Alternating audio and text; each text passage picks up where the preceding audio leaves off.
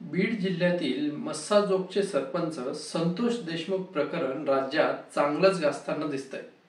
संतोष देशमुख यांच्या हत्येला आता महिना होईल, पण अजूनही हत्येचा तपास सुरूच आहे। हत्येचा तपास सीआयडी मार्फत व्हायला हवा अशी मागणी झाल्यानंतर प्रकरण सीआयडी कडे वर्ग झाले आणि आता सीआयडी मार्फत चौकशीच्या फेऱ्या सुरू आहेत। हत्येच्या प्रकरणात वेगवेगळे अँगल्स पोलीस तपासात समोर येत आहेत। राजकारण, गुंडागर्दी, दोन जातीमधला तणाव, राजकीय वरदहस्त असे अनेक प्रकारचे मुद्दे या निमित्ताने समोर आले आहे। संपूर्ण बीड जिल्ह्याचे राजकारण या निमित्ताने ढवळून निघाले। बीड जिल्ह्यात 6 आमदार आहेत। 6 पैकी 3 अजित पवारांच्या राष्ट्रवादीचे, 2 बीजेपीचे आणि 1 शरद पवारांच्या राष्ट्रवादीचा निवडून आला आहे। जिल्ह्यातलं राजकारण अजूनही मुंडे कुटुंबाच्या आसपासच फिरताना दिसतंय। सरपंच हत्या प्रकरणात बीजेपीचे आमदार सुरेश धस आणि मुंडे भाऊ बहीण यांच्यातलं नेमकं प्रकरण काय आहे आणि या प्रकरणात वाल्मिक कराडला पोलीस अटक करतील का? अचानक झालेली अभिनेत्री प्राजक्ता माळीची एंट्री नेमकी काय आहे पाहूया या व्हिडिओत।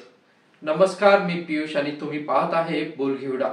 आपल्या सगळ्या व्हिडिओजला तुमचा सपोर्ट मिळतोय, पण 90% व्ह्यूज हे चॅनलला सबस्क्राइब न केलेल्या लोकांकडून येत आहेत। त्यामुळे चॅनलला सबस्क्राइब करा आणि जास्तीत जास्त व्हिडिओ शेअर करा। तुम्ही सबस्क्राइब केल्याने चॅनल भरपूर वाढेल आणि जास्तीत जास्त व्हिडिओ तुमच्यापर्यंत पोहोचतील। संतोष देशमुख या प्रकरणाचा तपास करण्यासाठी सीआयडीचे पोलीस अधीक्षक बीड जिल्ह्यात तळ ठोकून आहे। सीआयडीच्या हाती या प्रकरणातले 2 आरोपींचे मोबाईल मधले हत्या करतानाचे व्हिडिओ आणि हत्या अगोदर आणि नंतर एका नेत्याला केले गेलेले 16 कॉल्सचे रेकॉर्ड लागल्याची माहिती आहे। बीड पोलिसांसह सीआयडीच्या हाती आणखी कोणते महत्त्वाचे धागेदोरे लागतात हे पाहणं आता महत्त्वाचं असेल। सुरेश धस यांचा आरोप असलेले आकांचे आका, वाल्मिक कराड आणि त्यांच्या सोबतचे लोक हे सीआयडीच्या रडारवर आहेत। कालच वाल्मिक कराड यांच्या पत्नी आणि अजित पवारांच्या राष्ट्रवादीचे युवती अध्यक्ष यांच्यासह 3 ते 4 जणांना सीआयडीने अधिक चौकशीसाठी पाचारण केलं होतं। या चौकशीत कोणते मोठे धागेदोरे पोलिसांच्या हाती लागतात ते पाहणं आता महत्त्वाचं असेल। बीड जिल्ह्यात झालेल्या आक्रोश मोर्चानंतर विविध पक्षीय नेत्यांचे झालेल्या भाषणांमुळे सर्वसामान्यांमध्ये ऊर्जा निर्माण होण्याची आता शक्यता आहे। अंजली दमानियांनीही जोपर्यंत आरोपी सापडत नाही तोपर्यंत बीड सोडणार नाही असं म्हणत बीडमध्ये केलेला मुक्कामही सत्ताधाऱ्यांसाठी अडचणीचा ठरण्याची शक्यता आहे।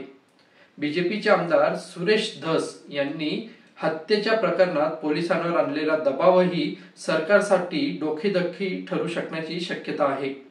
सुरेश धस यांनी केलेल्या प्राजक्ता माळींच्या उल्लेखामुळे प्रकरण भरकटते की काय अशी शक्यता आता निर्माण झाली आहे। पुढील तपास कसा पुढे सरकतो आणि कोणकोणत्या मोठ्या नेत्याचे नाव या प्रकरणात येतं पुढील काही दिवसात ते आपल्याला कळेलच। या प्रकरणातले सर्व अपडेट्स आपल्या चॅनलवर तुम्हाला वेळोवेळी पाहायला भेटतीलच।